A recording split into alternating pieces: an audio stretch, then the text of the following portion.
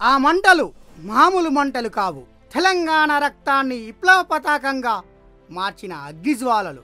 నిర్జీవంగా ఉన్న ఉద్యమానికి తన రక్తంతో వాద్యం పోసి పాలకుల మొండి నిర్లక్ష్యంపై నా చావే ఒక ప్రళయఘోష కావాలి అని నినదించిన సంజీవుడు శ్రీకాంతాచారి గాథ ఇది. శ్రీకాంతాచారి నల్లగొండ జిల్లా పొడిచెడు గ్రామంలోని అతి సామాన్య కుటుంబంలో జన్మించారు. పుట్టింది సామాన్య కుటుంబంలోనే అయినప్పటికీ అతని గుండెలో మాత్రం అసామాన్య పోరాట పటిమ దాగి ఉంది. తెలంగాణ కోసం జరుగుతున్న ఉద్యమాన్ని, తెలంగాణకు జరుగుతున్న అన్యాయాన్ని కల్లారా చూసి తెలంగాణ రాష్ట్ర ఏర్పాటులో తన వంతు పాత్ర ఉండాలని గట్టిగా నిశ్చయించుకున్నాడు.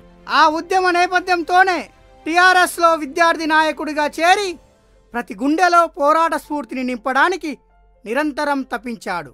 కేసీఆర్ దీక్ష, పాలకుల క్రూరత్వం అతనిని నిలువునా దహించాయి. అరెస్టులు, అణిచివేతలు ఇవన్నీ శ్రీకాంతాచారిని తీవ్ర ఆగ్రహానికి గురిచేశాయి. ఆ ఉద్వేగం నుంచి పుట్టినవే ఈ మంటలు.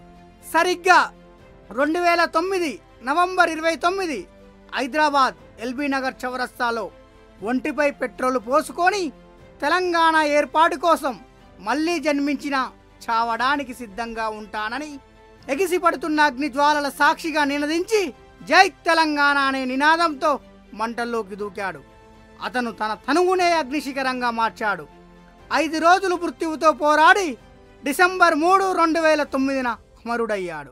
శ్రీకాంతాచారి ఆత్మ బలిదానం 4 కోట్ల తెలంగాణ ప్రజల గుండెల్లో విప్లవ జ్వాల రగిలించింది. అతని త్యాగమే స్తబ్దుగా ఉన్న ఉద్యమానికి ప్రాణం పోసింది. ఈ వీరుడి గాథ తెలంగాణ చరిత్రలో చెరగని అగ్ని అక్ష.